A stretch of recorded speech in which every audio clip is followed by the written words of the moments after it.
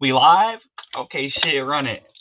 What's up, guys? It's your boy Floyd, aka your Negus, aka owner of Team Delaney's Saggy Tits and commish of the best fantasy football league in the world. And of course, that is Nantucket's Revenge. By myself today, rocking the solo pod. No need for a co-host. I got this. Let's hop right into the standings this week. We've got Billy and Mikey leading the way at 5-2. We got a big clusterfuck at 4-3 in order. Mr. Verizon, Miller Time, Team Buds, Alexis Texas, and Golden Taint. Three-way tie at 8, 9, and 10. Rusty Cunts by week, Coach Carr, and then me and Wiseman following up the tail end on the back.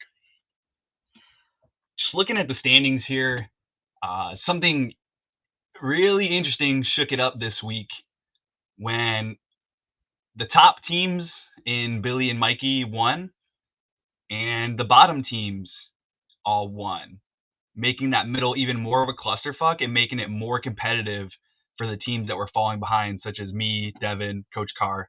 Even Wiseman is technically not out of it, although I don't think he's got the team to get there.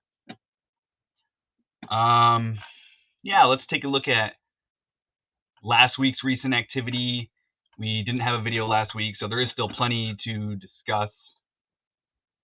Let's see here. We had some trades, some controversy.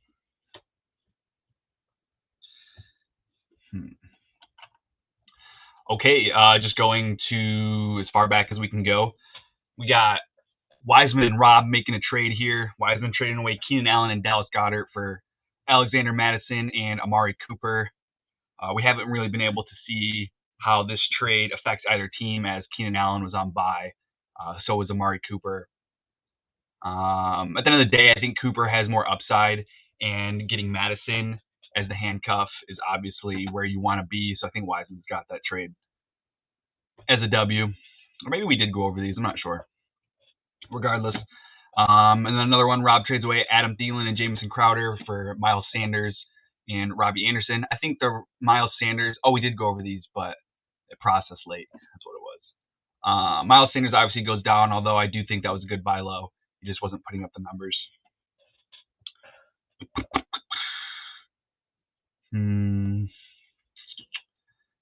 I caught some flack for picking up Tua for $9. You love to see it because he scores 26. When Trevor's butt buddy Joe Burrow, who we picked up for 7, also scored 26. I think it's so silly how, and if you look at their medians of points scored this week, Joe Burrow's is like 18, and although maybe smaller sample size for Tua, Tua's median is like 22 or 23. So eat shit, Trevor. Tua against Atlanta was obviously, in hindsight, turned out to be a great pick. I think it was always a good pick, but anything else interesting? And then I add Dearness Johnson for $50, dropped Darnold. Caught flack for that too. I think I only needed 30 or maybe like 31 to get him. Ooh, you did it for 1 week. Blah blah blah. I think that's what I'm starting to notice, especially with what happened this week, where Ricky didn't pick up a quarterback, Rob didn't pick up a running back. Neither of them have those guys filled. Maybe they're going to go for trades, or Ricky said he wants to see what happens. Waiting to see, like, what do you mean you're not going to pay $10 for a 1 week guy? People are equating dollars to dollars here, which is just not how it works. With each passing week, your dollars are worth less and less. So the opportunity cost at not spending your money is just massive. And to think that these teams who last week were tied for first place, we had 6 teams tied for first place, to think that there shouldn't be a fire under their ass to win is going to be a silly mistake. There's going to be teams who were in week 6, or last week was week 7, in week 7 tied for first who aren't going to make the playoffs. That's simply how it's going to be. And that's definitely looking more and more the case when we had the two ends, the bottom teams and the top teams winning and all the middle teams losing. The fact that teams don't have a fire under their ass on the waiver is just so silly to me, thinking that there's going to be some magical waiver white knight who's going to save their season later on down the road. Every time the weeks go by, it's less and less likely that you're going to get somebody who's going to save your team. So, man, it's not even put in a bid at quarterback when you have 0 starting quarterbacks this week is just silly. I mean, when I'm winning, I'm even being a dickhead, and if I was facing Ricky this week, I would pick up Sam Darnold. I would pick up any quarterback off the waiver, at least put in a small bid just to block him and be a dick. I mean, man, it's none of my business. But dropping Brandon Bolden last week, who turns out you want. Yeah, we thought Stevenson was going to be the guy. I mean, I've had Penny on my. I just don't understand why people are picking up wide receiver 3s from shit offenses when you could have a potential handcuff on your team, and then 1 week later, now he's the guy. So I think too many owners, too many team managers are living in either the past or the present and never looking towards the future. I think it's a reoccurring thing here. Especially when I trade Kareem Hunt for J.D. McKissick. Dearness Johnson just proven once again that running backs don't matter. Kareem Hunt, if you look at his numbers, without touchdowns, he's putting up pedestrian RB2 numbers. He's putting up 13 points a game. He's putting up 3 to 4 catches for 30 yards, actually only topping 30 yards once through the air against Chicago, who sucks. And he's averaging like 50 to 60 rushing yards a game. You only get 6 points for 60 rushing yards. Let's say plus 3 to 4 receptions. That's 10 points. He hasn't even hit 30 receiving yards yet, or except for only once. So Kareem Hunt without touchdowns is at best getting 12 points. I mean, that's how you sell high, in my opinion. Who says the Browns are even going to rush him back? Do they need him back? We don't know how long he's out. When there's win now, it's win now. I'm not going to hold a guy on my roster and have literally 0 RB2, especially when it was murky about Gibson's injury. Clearly, he can play. We noticed that last week. But when you got a fire under your ass, you got to make moves. I'm not going to have a guy sitting on my bench collecting 0 points when I could have a guy in my starting spot. J.D. McKissick's going to get 8 to 10 points, whatever. That's fine out of an RB2. RB2, 8 to 13 points is going to do just fine. I'm not trying to win at running back. I'm trying to keep up at running back. I'm trying to win at receiver. Whatever. Let's see. Anything else interesting here?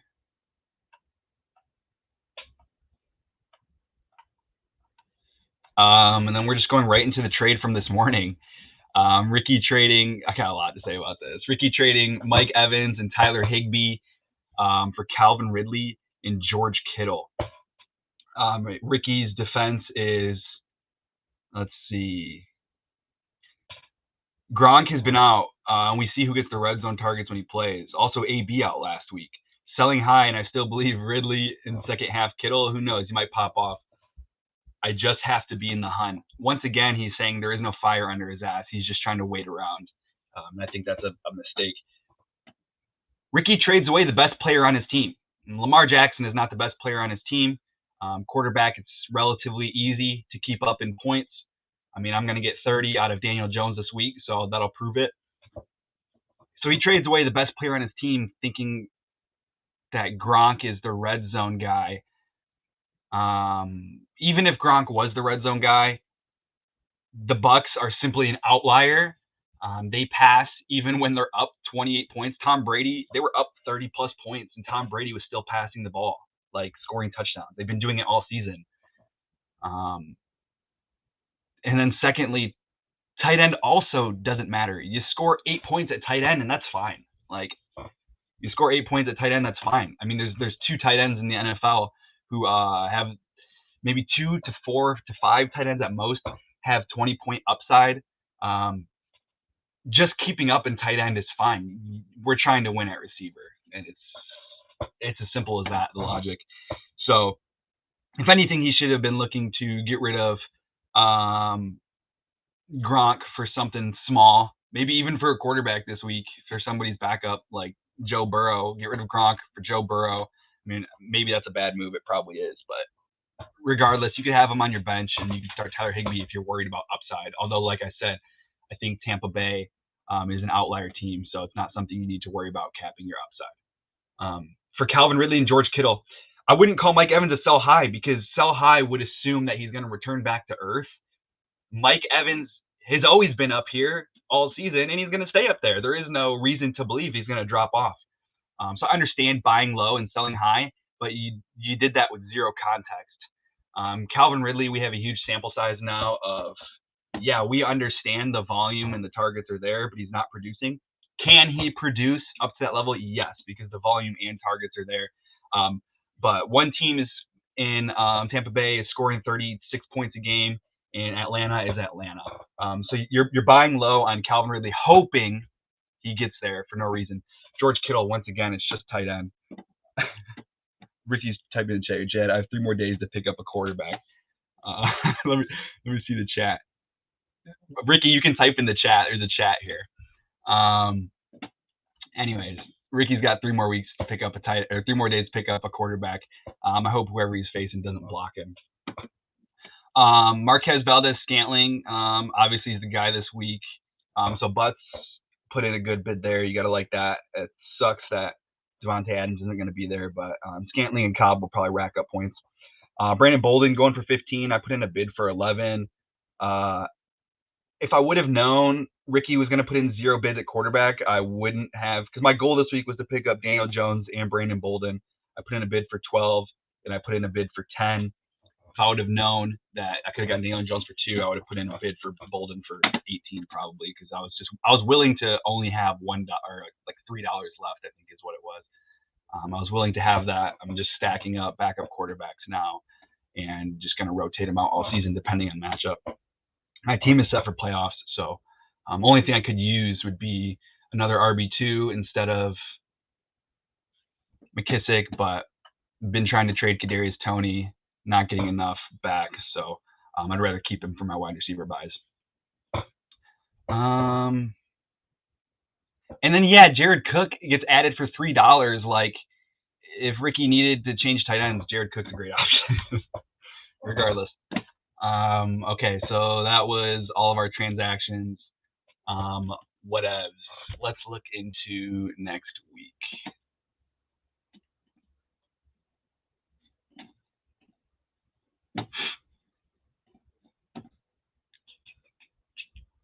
I guess we got to start with me and Andy. Absolute must-win week for me this week. I go on the easy part of my schedule starting next week. I'm facing the bottom 3 teams. So this is so big for me, because if I win this week, I think there's a really good chance I could go on a total of a 5-game win streak and be 6-5.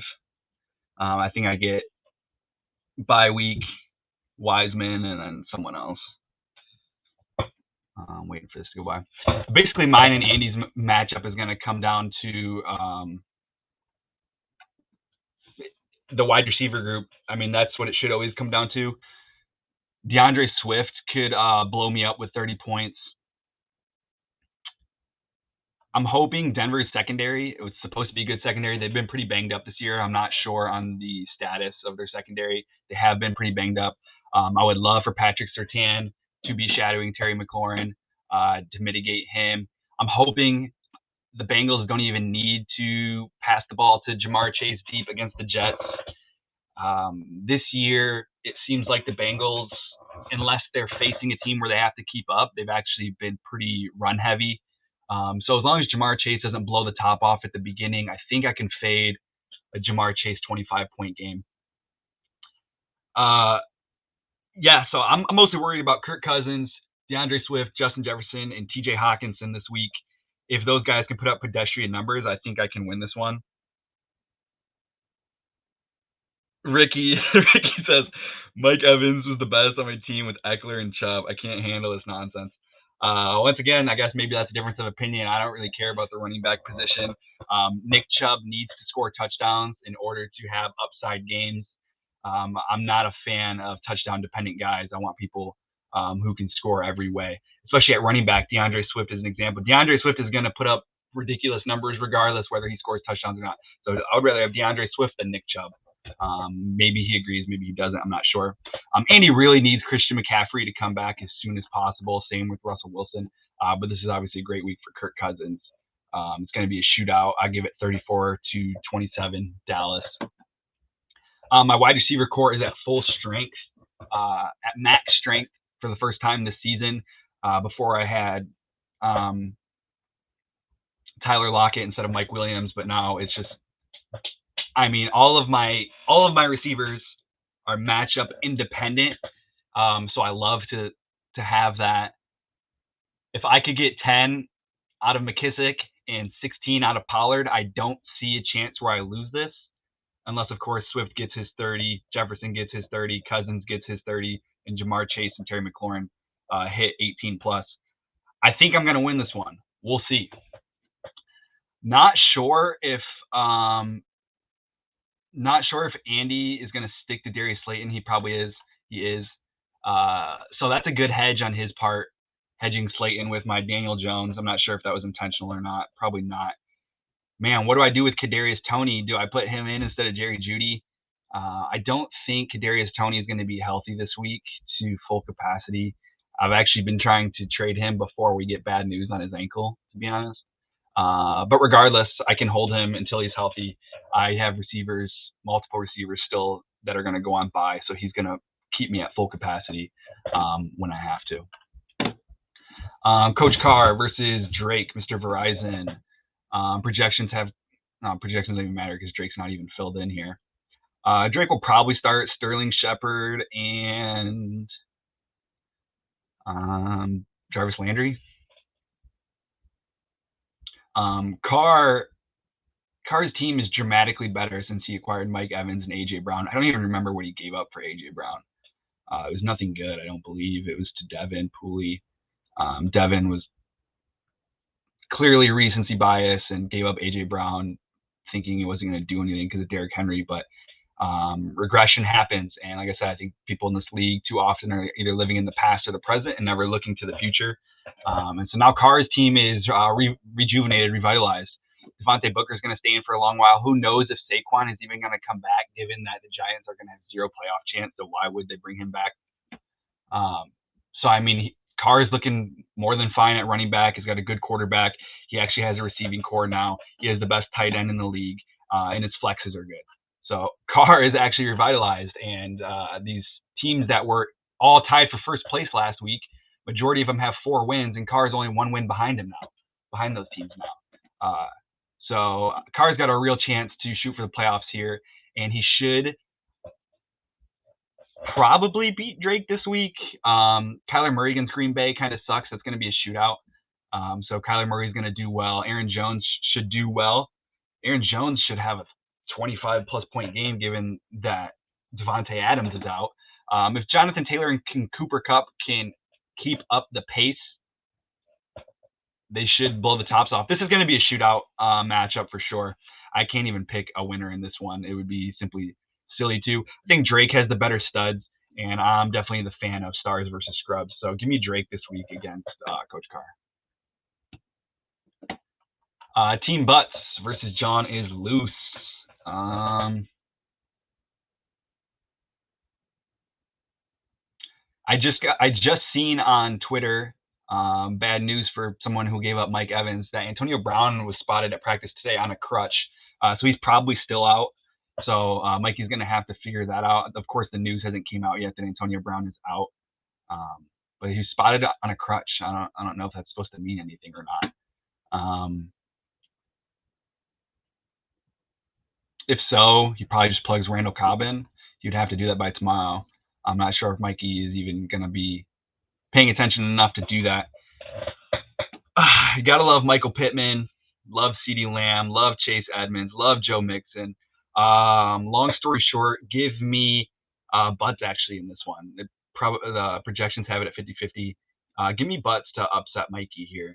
I think Butts has a quality team with or without Devontae Adams. Adam Thielen's going to have plenty of opportunities to score. So Thousand Oaks game versus bye week.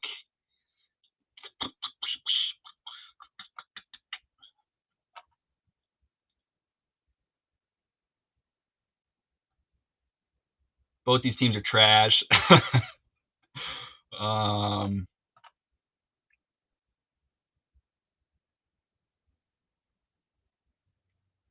I love Emmanuel Sanders this week. Dalvin Cook this week. I mean, shit. Both these teams need their studs to do well. Otherwise, they're going to put up low numbers. I don't even want to pick a winner, but give me Wiseman. Ricky's still looking to pick up a quarterback versus Billy Block. Ricky needs to win this week because he could easily drop out of playoff contention if Carr wins. I mean, he would still be in contention, obviously, but I just think teams need to really think there's more fire. Give me Billy. There's no point of even talking about this one. Billy's got the best team in the league. It's not even close. His whole team receives ridiculous volume. Doesn't even matter who he's plugging in. So give me Billy. Doesn't even matter what his roster construction is. Like I'm the guy who would rather start 2 running backs, but his team is just so good. Like doesn't even matter. And our last one, Rusty Kuntz versus. By the way, Billy's team is what it looks like when you just have a perfect draft. I mean, nothing else to say.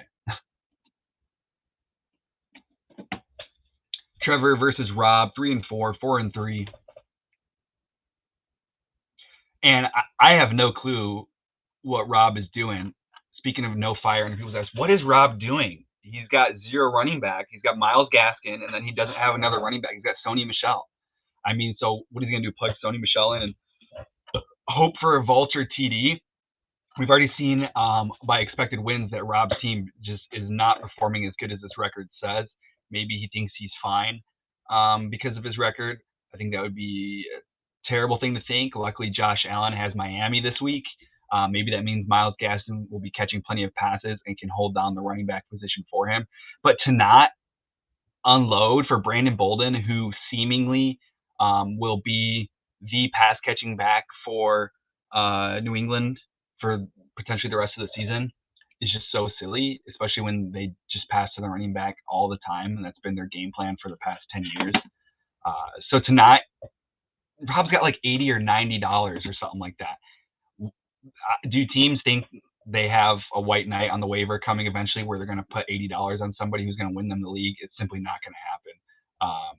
So silly mistake by Rob, in my opinion. And maybe it could cost him. I guess we'll see. If Brady and Godwin connect for 2 touchdowns, Trevor wins this one. Rob really needs a monster game out of his 3 receiver studs. Otherwise, he has no chance. Give me... It'll still be close. Jerry Jeudy's coming back. Should be at full health to take some opportunities away from Cortland Sutton. Antonio Gibson is literally a 14-touch back who gets 80 yards a game and no catches. So once again, extremely touchdown dependent. I was offered Antonio Gibson for Kadarius Toney straight up this week, and I just had to deny it because unless Antonio Gibson scores a touchdown, he's going to score the same amount of points as J.D. McKissic every single week. And Washington is just not good enough to rely on the touchdown dependency. So I think this matchup is simply whoever scores the most touchdowns. Trevor needs touchdowns. Dalton Schultz should be a great play this week against Minnesota. Jalen Waddle tough against Buffalo. I think Trevor's floor is good enough here to win the game. Rob needs his receivers to show out. So give me Trevor. And is that it? Is there anything else I need to go over? I'm sure Ricky's blowing up the chat here. Oh shit, Trevor's in here. More wise than 16 out of Pollard. You're dreaming. Trevor, Pollard's going to catch multiple catches. If he gets a touchdown, he's going to break 16 points every time. He's saying I wasn't offered Gibson. Yes, I was offered Gibson for Kadarius Toney. Yes, I was.